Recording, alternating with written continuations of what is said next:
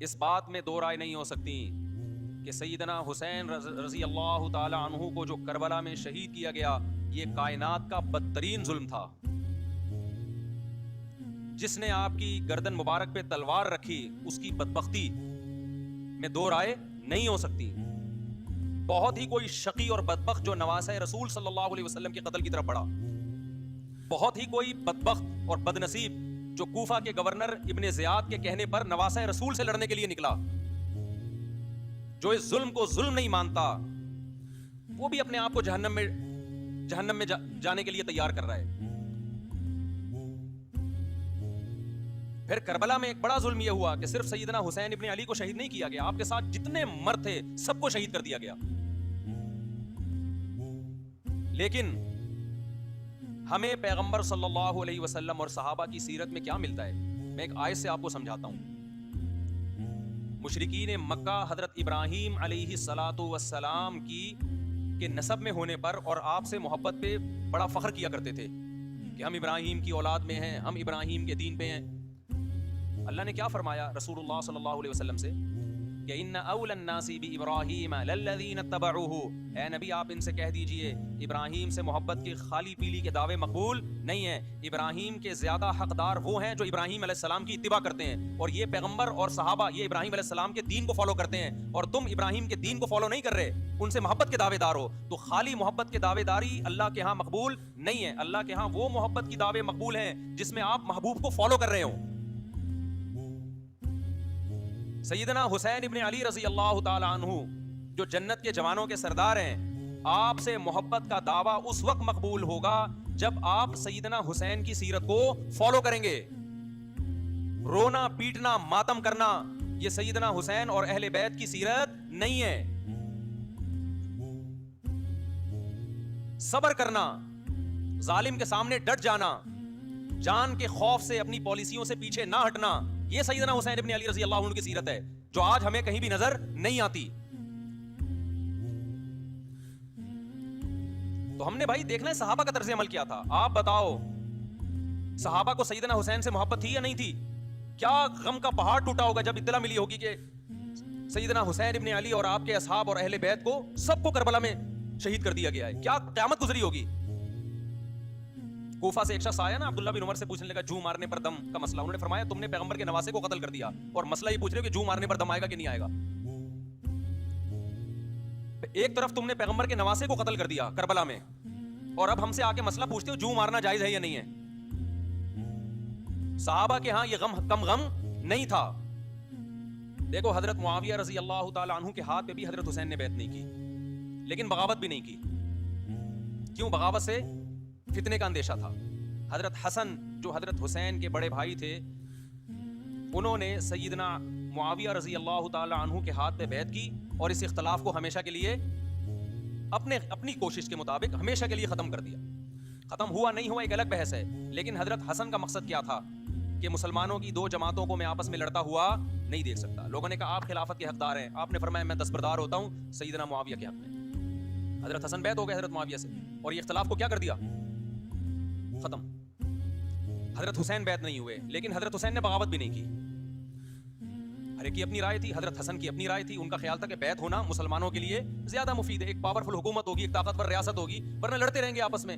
حضرت حسین کا موقف یہ تھا کہ میں بغاوت تو نہیں کروں گا لیکن بیعت بھی نہیں ہوں گا, کیونکہ اگر بیعت ہو گیا تو اس سے جو خلفائے راشدین کے دور میں جو خلیفہ کی سلیکشن کا طریقہ تھا وہ طریقہ ختم ہو جائے گا. تو میں اگر اس طریقے کو نہیں لا سکتا تو اس کے خلاف کو پروموٹ بھی نہ کروں میں. یہ بھی ایک رائے تھی. میں سمجھا پا رہا ہوں اپنی بات؟ بھائی رائے کا اختلاف ہوتا ہے نا. نبی صلی اللہ علیہ وسلم نے فرمایا اذا اجتہد المجتہد فإن اصاب فلہ اجران وإن اخطأ فلہ اجر واحد.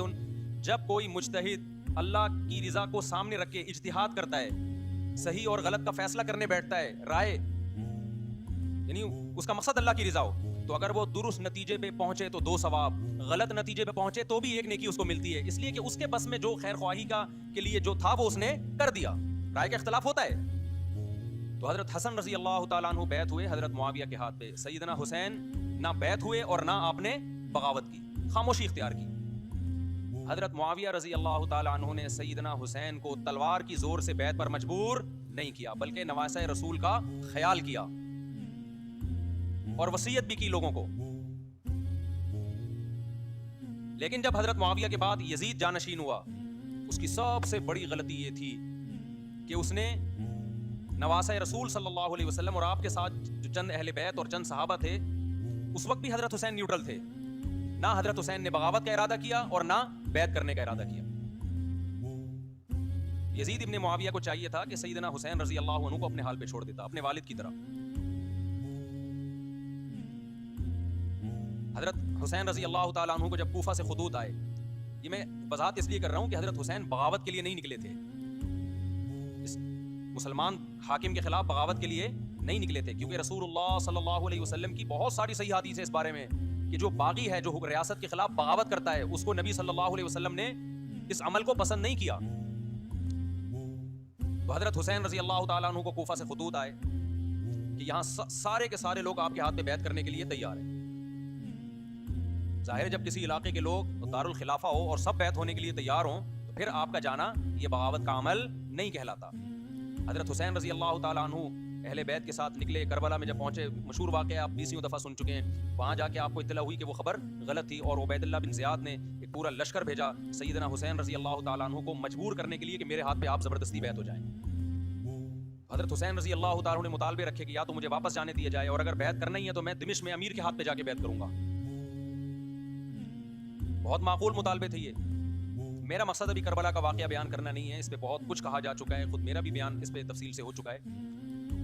اس کے بعد بھی سیدنا حسین رضی اللہ تعالیٰ عنہ کو مجبور کرنا کہ عبید اللہ بن زیاد جو بدبخت انسان، جو قاتل تھا اہل بیت کا، اسی کے ہاتھ پہ لازمی بیعت ہو، جبکہ وہ امیر بھی نہیں ہے، وہ گورنر ہے ایک علاقے کا. تو نواسہ رسول کا خیال نہ کرنا یہ بدترین ظلم تھا جو اس وقت حکومت سے ہوا ہے. حضرت حسین رضی اللہ تعالیٰ عنہ، دیکھو نبی صلی اللہ، آج ہم دیکھتے ہیں کہ جو بڑا آدمی ہوتا ہے نا، اس کی قربانیاں ہوتی ہیں، اس کی بڑی بڑی قربانیاں ہوتی ہیں. چھوٹے اپنے بڑوں کی قربانیوں کو کیش کراتے ہیں. آپ نے دیکھا ہوگا فلاں نے بڑی قربانیاں دی اور بچے موج کر رہے ہیں، دیکھا نا آپ نے. لیکن اللہ تعالیٰ نے رسول اللہ صلی اللہ علیہ وسلم کی نسب کو اس سے محفوظ کیا. ہمارے نبی کے 2 بیٹے حسن حسین، آپ کی نسل حضرت فاطمہ سے چلی ہے، دونوں شہید ہوئے ہیں. اس میں بہت بڑی حکمت تھی کہ پیغمبر صلی اللہ علیہ وسلم نے سب سے پہلے تربیت اپنے گھر والوں کی کی ہے. آج لوگ باہر فنڈر بنے ہوئے ہوتے ہیں، تبلیغیں کر رہے ہوتے ہیں، اپنے گھر کی ان کو پرواہ نہیں ہوتی. نبی صلی اللہ علیہ وسلم نے سب سے پہلے جو تربیت کی ہے، کس کی ہے؟ حضرت حسن اور حسین کی ہے. تو جب کربلا میں آپ کو چاروں طرف سے گھیر لیا گیا اور آپ کو مجبور کیا گیا کہ آپ نے ابن زیاد کے ہاتھ پہ بیعت کرنا ہے، تو آپ نے اس ذلت کو گلے لگانے سے انکار کر دیا. آپ کو 100% یقین تھا کہ اتنے بڑے لشکر کے سامنے میں ٹھہر نہیں سکتا، اسباب کی دنیا میں فتح کی امید نہیں ہے. لیکن حضرت حسین رضی اللہ تعالی عنہ نے لڑنے کا فیصلہ کر کے اور شہادت کو قبول کرنے کا فیصلہ کر کے ابن زیاد اور اس زمانے کے حکمران جو اس قتل پہ راضی تھے، قیامت تک کے لیے ان پہ لعنت کے سلسلے کا دروازہ کھول دیا. بعض دفعہ اللہ بھی یہ چاہتے ہیں کہ بدبختوں کو ڈھیل ملے تاکہ ان کا جرم سنستدرجہم من حیث لا یعلمون. قرآن کہتے ہیں نا ہم ان کو ڈھیل دیں گے، ان کو برائی میں ہم آگے بڑھنے دیں گے، ایسے بڑھنے دیں گے کہ ان کو خود بھی پتہ نہیں چلے گا، تاکہ قیامت کے دن ان کا عذاب ان کو کئی گنا بڑھا کر دیا جائے. اب میرے بھائی ہمارے لیے کیا سبق ملتا ہے؟ جب یہ واقعہ ہوا عالم اسلام میں کوہرام مچ گیا، لیکن کیا اس واقعے کے بعد اہل بیت کی جو مقدس اور پاکیزہ عورتیں تھیں، کیا انہوں نے نوحہ کیا یا صبر کیا؟ آپ کا ضمیر کیا کہتا ہے؟ انہوں نے نوحے پڑے ہوں گے یا صبر کیا ہوگا؟ بولو بھائی، صبر کیا. عبداللہ بن عمر رضی اللہ تعالیٰ عنہ جو کوفہ والوں کو ملامت کیا کرتے تھے کہ جو مارنے کے مسئلے ہم سے پوچھتے ہو، تم نے حسین کا قتل کر دیا، تو یہ حضرت ابن عمر نے اسی لیے کہا نا کہ آپ کو اس کا غم ہوا تھا. تو ابن عمر کا عمل کیا تھا؟ کیا انہوں نے ماتم کیا؟ کیا انہوں نے چھروں سے اپنے آپ کو مارا؟ حضرت حسین کا قتل بھی ظالمانہ اور اس سے پہلے سیدنا عثمان کا قتل بھی ظالمانہ. اگر نوحہ یا ماتم جائز ہے تو حضرت عثمان کی شہادت کے دن بھی جائز ہے، حضرت حسین کی شہادت کے دن بھی جائز ہے، اور اگر ناجائز ہے تو جیسے عثمان کی شہادت کے دن ناجائز، حسین کی شہادت کے دن بھی ناجائز ہے. سمجھ میں آ رہی ہے بات کہ نہیں آ رہی ہے؟ قرآن کیا کہتا ہے ایسے مواقع کے بارے میں؟ تلک امۃ قد خلت لہا ما کسبت ولکم ما کسبتم. قرآن جب بھی پرانی امتوں کے واقعات بتاتا ہے، قرآن کہتا ہے یہ ایک قوم تھی جو گزر گئی، انہوں نے جو کیا اس کا بدلہ ان کو ملے گا, تم جو کرو گے اس کا بدلہ تمہیں ملے گا.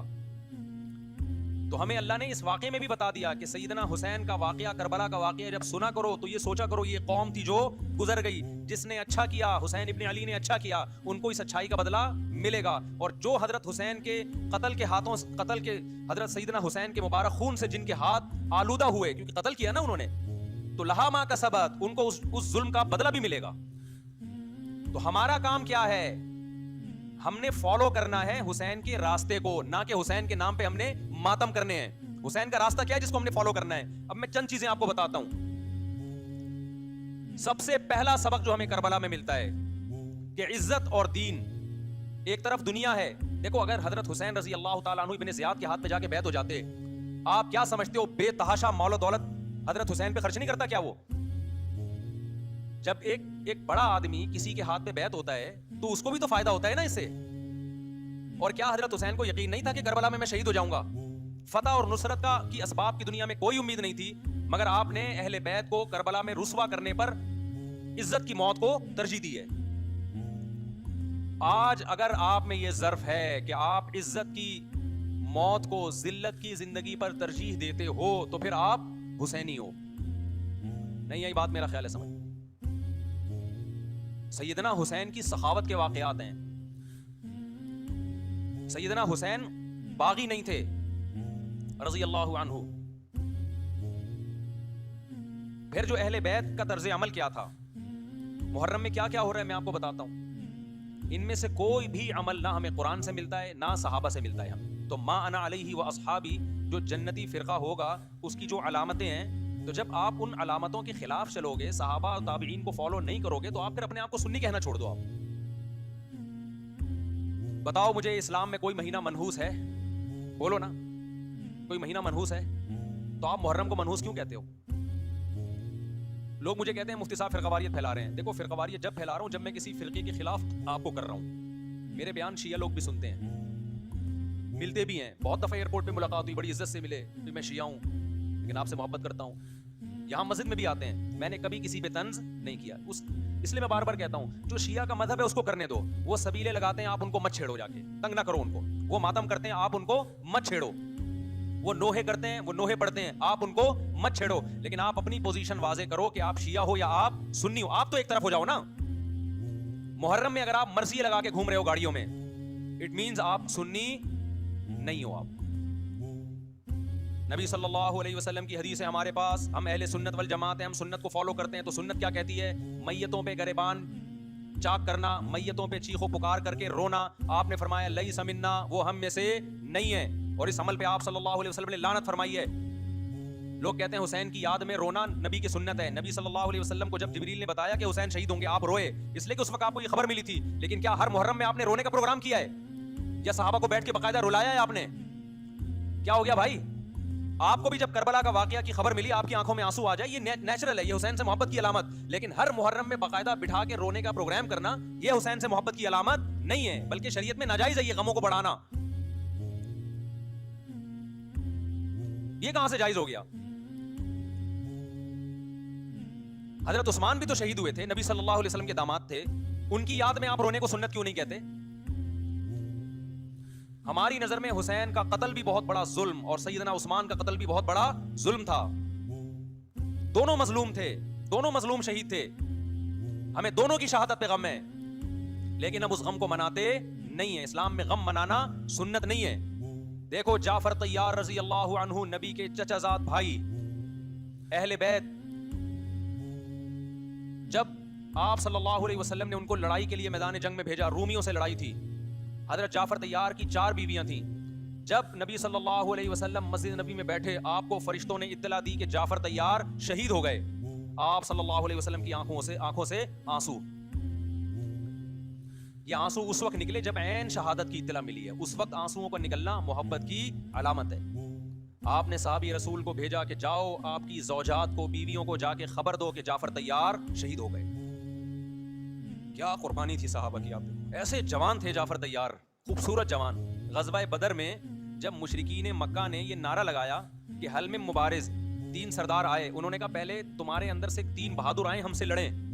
دیکھو عربوں میں یہ ہوتا تھا, کہ جب جنگ کے لیے دو فوجیں آمنے سامنے کھڑی ہوتی تھی تو پہلے دونوں طرف کے بہادر ترین لوگوں کی لڑائیاں ہوتی تھیں کہ جب تک دونوں میں سے ایک قتل نہیں ہوگا لڑائی شروع نہیں ہوگی. تو آپ کو پتا ہے کہ اس میں بہادر ترین لوگ نکلیں گے نا جو لڑنا جانتے ہوں. مشرکین مکہ کی طرف سے 3 یا 4 بڑے بڑے سردار آئے لڑائی سے پہلے, بدر میں لڑائی سے پہلے. انہوں نے نعرہ لگایا حل میں مبارز, کوئی ہے تم میں جو پہلے ہم سے لڑے. یعنی ادھر سے ہم 3 ہیں تو ادھر سے بھی کتنے چاہیے؟ 3 بندے. ادھر سے انصار صحابہ آئے. مشرکین مکہ نے کہا لیسو بی اکفائنا, یہ ہمارے جوڑ کے نہیں ہیں, قریشی ہاشمی چاہیے ہمیں, ہمارے نسب کے لوگ ہونے چاہیے. تو ادھر سے نبی صلی اللہ علیہ وسلم نے حضرت علی کو بھیجا اور حضرت جعفر طیار کو بھیجا. جن صحابہ کو بھیجا ان میں حضرت جعفر طیار بھی تھے. حضرت جعفر طیار رضی اللہ تعالیٰ عنہ اور سیدنا علی مقابلے میں غالب آ گئے. خوبصورت صحابی. نجاشی کے سامنے آپ نے تقریر کی ہے, ہجرت کی ہے نا جب حبشہ کی طرف, تو نجاشی نے پوچھا جعفر طیار سے کہ تمہارے پیغمبر جو کلام لے کر آئے ہیں وہ سناؤ. حضرت جعفر طیار رضی اللہ تعالیٰ عنہ نے سورہ مریم پڑھنا شروع کر دی. کاف ہا یا عین صاد ذکر رحمت ربک عبدہ زکریا اذ نادى ربہ نداء خفیا قال رب انی وہن العظم منی واشتعل الرأس شیبا ولم اکن بدعائک رب شقیا وانی خفت الموالی من ورائی وکانت امرأتی عاقرا فہب لی من لدنک ولیا. ایسی حضرت مریم اور عیسیٰ ابن مریم کی سیرت کو سورہ مریم میں بیان کیا حضرت جعفر طیار نے کہ نجاشی روتے روتے, اس کی داڑھی تر, اور جتنے پادری بیٹھے تھے سب کی داڑیاں تر ہو گئی روتے روتے. تو یہ تقریر جو نجاشی کے اسلام کا سبب بنے, بادشاہ کو مسلمان کرنے والے کون تھے؟ حضرت جعفر طیار. اور آپ کے چھوٹے چھوٹے بچے, 4 جوان بیویاں ہوں, چھوٹے چھوٹے بچے ہوں, اور ایسے میں میدان جنگ میں لڑتے ہوئے شہید ہو جائیں تو پیغمبر اور صحابہ پہ کیا قیامت ٹوٹی ہوگی. لیکن ہمارے نبی صلی اللہ علیہ وسلم کی آنکھوں سے کیا تھے؟ صرف آنسو موتی کی طرح ٹپک رہے تھے. اور آپ صحابہ کو اطلاع دے رہے تھے کہ جعفر طیار شہید ہو گئے اور جاؤ ان کے گھر والوں کو بتا کے آ جاؤ. کتنی بڑی قربانی ہے یا نہیں ہے؟ جب خبر دینے والا آپ کی ازواج کو بتا کے آیا کہ جعفر طیار شہید ہو گئے تو آپ کے گھروں سے خواتین کے رونے کی آوازیں آئیں. آپ صلی اللہ علیہ وسلم نے فرمایا ان سے بولو کہ اپنی آواز کو پست کرو. پھر چیخو پکار کی آواز آئی تو آپ نے فرمایا کہ اگر دوبارہ چیخو پکار کی آواز آئے تو ان کے منہ پہ خاک پھینک دو. وہ شہید کی بیوہ تھیں, اور شہید بھی کتنے مقدس, ان کو بھی نبی صلی اللہ علیہ وسلم نے نوحہ کرنے کی اجازت نہیں دی. اس دن جس دن غم پہنچا ہے اس دن بھی چیخو پکار کی اجازت نہیں دی ہے. تو آپ بتاؤ اگلے سال اس تاریخ کو چیخو پکار کی کیسے اجازت مل جاتی؟ نہیں آئی میرا خیال ہے بات سمجھ میں. جب غم پہنچا ہے اس وقت چیخنے چلانے کی اجازت نہیں ہے. چھوٹے چھوٹے یتیم بچے, حضرت جعفر طیار کے چھوٹے چھوٹے یتیم بچے, کتنا غم ہوتا ہے جب چھوٹے چھوٹے بچے, ان کا باپ دنیا سے چلا جائے, کتنا ترس آتا ہے ان کے اوپر. تو ہمارے نبی کو بھی ان یتیم بچوں پہ بھی ترس آیا, ان بیواؤں پہ بھی ترس آیا. لیکن نہ نبی صلی اللہ علیہ وسلم چیخو پکار کر کے خود روئے اور نہ آپ نے ان کی ازواج کو رونے کی اجازت دی ہے. سمجھ میں نہیں آ رہی میرا خیال ہے بات. میرا مقصد شیعوں پہ طنز کرنا نہیں ہے, ان کا جو مذہب ہے ان کو اس پہ چلنے دو. میرا مقصد ہے آپ اپنی پوزیشن واضح کرو کہ آپ ادھر ہو یا ادھر ہو. کسی کو تنگ مت کرو, نہ کسی پہ فتوے لگاؤ کفر اسلام کے, نہ کسی کو جہنمی قرار دو. اپنی پوزیشن آپ فیصلہ کرو کہ آپ اگر ادھر جانا تو پورے ادھر چلے جاؤ. پھر یہ آدھا تیتر آدھا بٹیر والا معاملہ مت کرو. وہ ان کا مذہب ہے بھائی, ان کے علماء ان کو بتاتے ہیں کہ محرم میں کالے کپڑے پہننے ہیں, محرم میں ماتم کرنا ہے, محرم میں کو منحوس سمجھنا ہے, اس میں شادی بیاہ نہیں کرنا. ان کے علماء ان کو بتاتے ہیں, ان کو چلنے دو اس پر. دنیا میں بہت سے فرقے ہیں, بہت سے مذہب ہیں, ہم کسی کو نہ ختم کر سکتے ہیں نہ کسی کے خلاف نفرت پیدا کر سکتے ہیں. اس سے کوئی چیز حاصل نہیں ہوگی. کسی سے نفرت کرنے کی ضرورت نہیں, کسی پہ فتوے لگانے کی ضرورت نہیں, لیکن آپ کو اپنی پوزیشن واضح کرنی پڑے گی کہ میں کہاں کھڑا ہوا ہوں. اگر آپ سنی ہو تو پھر اہل سنت والجماعت صحابہ تابعین کو فالو کرتے ہیں, حدیث کو فالو کرتے ہیں, اور حدیث میں ہمیں ماتم کرنا, نوحہ کرنا, گریبان چاک کرنا اس کی پرمیشن نہیں ہے, بلکہ اس سے روکا گیا ہے, اس عمل کو حرام اور ناجائز قرار دیا گیا ہے. بات آ رہی ہے سمجھ میں؟ باقی جو شیعہ حضرات کرتے ہیں, ہمارے دوست ہیں شیعہ, میں مذاق میں نہیں کہہ رہا, ملتے ہیں ہم سے, میں کبھی ان سے مذہب کے ٹاپک پہ بات نہیں کرتا, نہ ان کو کبھی چھیڑتا ہوں کہ آپ یہ کیوں کر رہے ہو, یہ کیوں نہیں کر رہے. بھائی اس کا مذہب ہے, وہ اس کا فرقہ ہے, جو کرنے دو اس کو, ہم نہیں کرتے, کیونکہ ہم اہل سنت والجماعت میں. سمجھ میں آ رہی بات کہ نہیں آ رہی؟ پھر ربیع الاول کا مہینہ آئے گا, اس میں بھی آپ اپنی پوزیشن واضح کرو کہ آپ ادھر ہو یا ادھر ہو. 2 فرقے ہیں, دیوبندی بریلوی. میں نہیں کہہ رہا کہ کون جنتی کون جہنمی, لیکن بر صغیر میں جن کو دیوبندی کہا جاتا ہے وہ نظر و نیاز تیجے 40 میں کے قائل بولو نہیں. یہ ان کی کتابوں میں لکھا ہوا ہے, وہ اس کے قائل نہیں. اگر کوئی بزرگ ان میں قائل گزرا بھی ہے تو وہ اس کا ذاتی تفرد ہے, اس کو علماء نے فالو نہیں کیا, اس کو ان کی اجتہادی غلطی قرار دیا. ربیع الاول میں جلوس نکالنا